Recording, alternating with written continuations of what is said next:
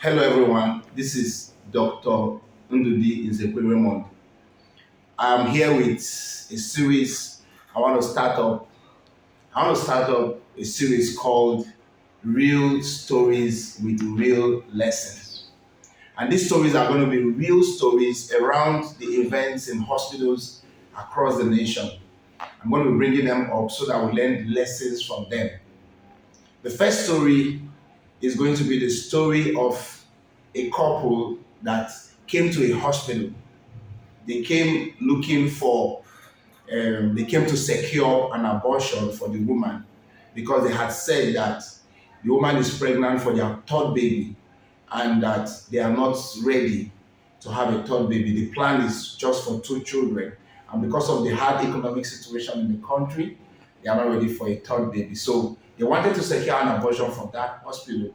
And the owner of the hospital, being a very good moral person and a Christian, had rejected them from securing an abortion. He told them they should have the baby and that they should, it's not a bad idea having a third baby. But the couples refused and insisted that they must have they must secure that abortion. So they actually went to meet a chemist or an auxiliary nurse, I don't know, and they had the abortion done. The chemists, whoever did that abortion, did dilatation and curettage, used the curette, opened the womb, and was trying to scrape off the baby. I think the baby was about 3 months. But trying to scrape off that baby, the person scraped off the head of the baby, scraped off the trunk, and then left the two lower limbs inside the womb. But while doing that, the person also punctured the womb and was still scraping, scraped into the peritoneal space, was tearing the intestine while he was scraping. So at the end of the day, the woman started bleeding heavily inside. So the woman was rushed back to the same hospital where she came earlier that day. And when scan was done, they saw heavy bleeding in her stomach space, which we call the peritoneal space. So she was rushed into the theater for an exploratory laparotomy. So a quick surgery was done to salvage the situation. Intra-op findings were that the intestines were raggedly torn, so that the surgeons were working hard to restore back the calibers of the intestine. The womb was torn, then the two legs of the baby that was still in the womb was removed. So womb was repaired, that was simple enough. Intestines were gradually being mended, and then a lot of the blood were evacuated. Long story short, the woman developed what they call DIC, which is disseminated intravascular coagulopathy. She couldn't get her clotting factors to help her anymore because her clotting factors, what usually will make blood to stop bleeding if you have a cut, we call it clotting factor, platelets, and all of the other things. Those have been consumed because of the excessive bleeding and clotting that has happened to her. So blood refused to clot anymore. So they tried their best, but long story short, the woman died. Now, story ongoing, when the woman died, feedbacks came that the husband of that same woman, told the relatives that the woman went to do abortion without informing him. But take note, the man came with her that money to ask for that abortion service to be rendered. So now she has died and nobody was going to speak for the dead. So she has now died alone, nobody to speak for her. Her husband possibly had mounted pressure on her to go secure that abortion. And now because she has died, he has denied her. And now she's dead. Now, lessons to learn it's a real story, it happened. That man possibly had gone on with his life. And right now, maybe he has, because it's quite a long time, so he possibly have married another woman and moved on with his life. But that woman he possibly had mounted pressure on to go and commit abortion is now dead and possibly in hellfire. Possibly, except maybe she asked for forgiveness from God. So, lessons we are going to learn is this. The first lesson is, because somebody had said that abortion is more prevalent among the married people, and well, I've not got enough statistics to buttress that, but events in the hospital is beginning to make me want to believe it, that abortion is more prevalent among the married. Now, first lesson I want us to learn from that story is this. When a baby comes, either you are not ready for the baby, either you feel you have completed the size of the family size you want, and a baby eventually come, I want you to welcome it with joy. Because you can't create a child. The same child you are rejecting, people have spent more than 20 years looking for and they don't have it. So for the fact that you could be fertile to harbor a baby, it should be a big blessing to you. If you don't want it, at least have the baby and give it to those that want to adopt children to help you train it if that's your problem. Many people even they will pay you for that service. Take the baby. I'm the mother of the baby. I cannot train the baby. I brought this baby to the orphanage home or whatever. I want you to help me give out this baby for adoption. They will appreciate you. And people will take the baby and raise that baby to become maybe the president of a nation.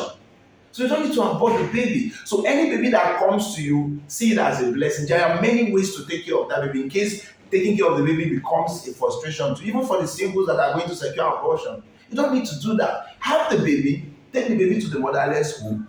They will take over from you. I have this baby, I'm not able to train the baby, I want people to take over. They will gladly take over.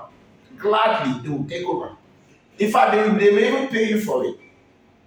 So why do you have to kill a baby? Why do you have to destroy a life?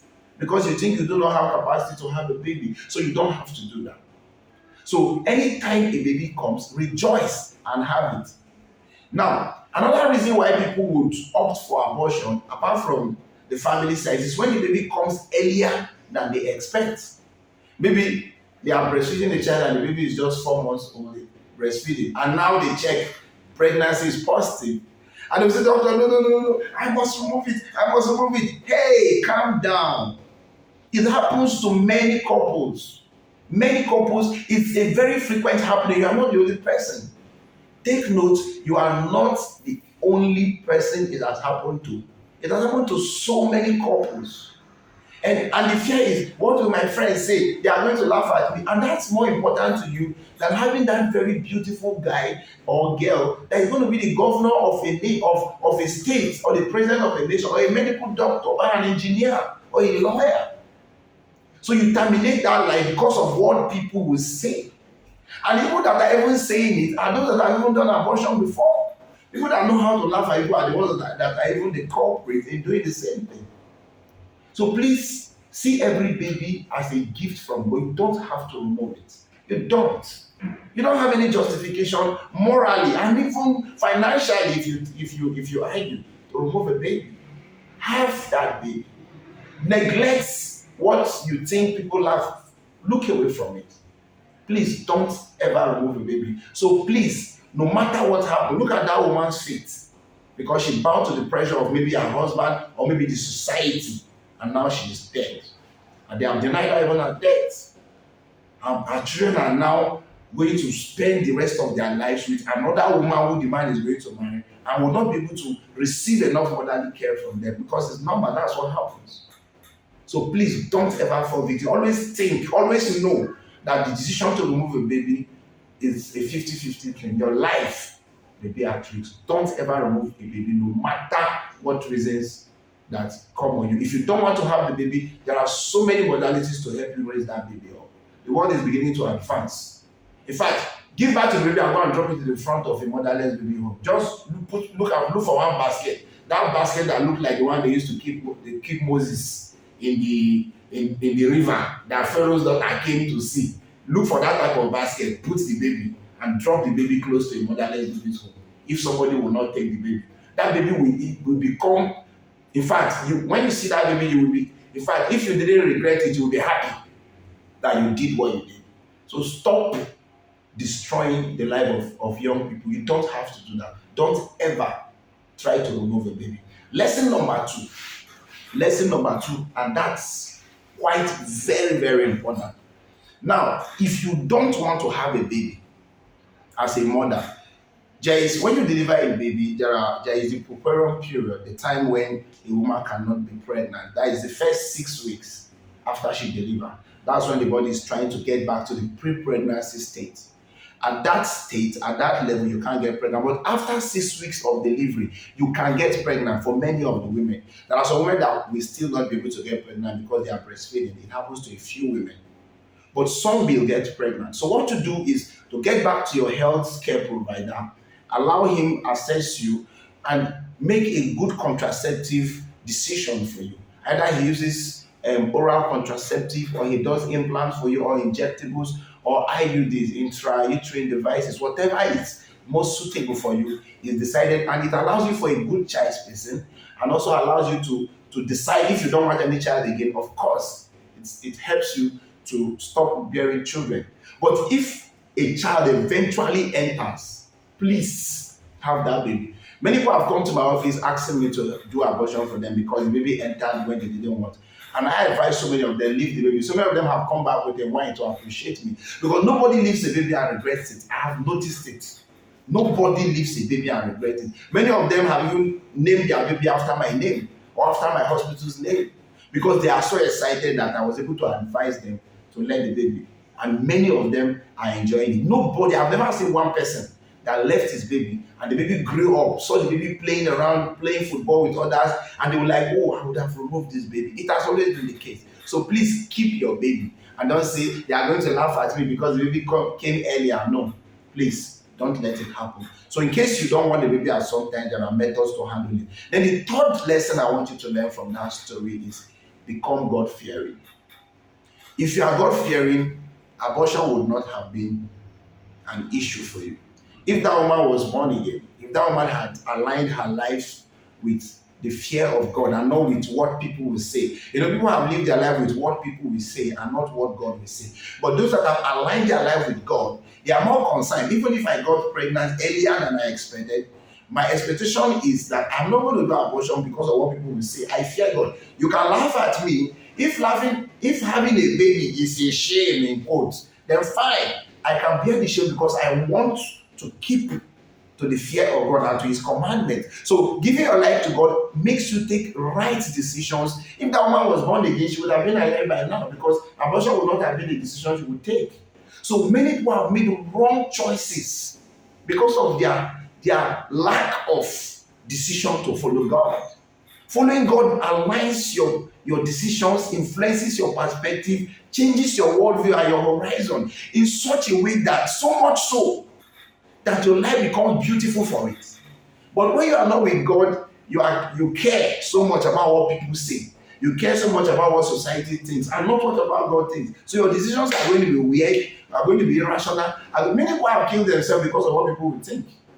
And maybe that's why this woman had died, because she is thinking, what will people say? That either this third child came earlier than I wanted, or I have told my friends I will never have any baby again, and suddenly a third child has come. If they hear, they will laugh at me. And now she's dead. So please align with God and let your decisions be influenced by God and not by what people will say.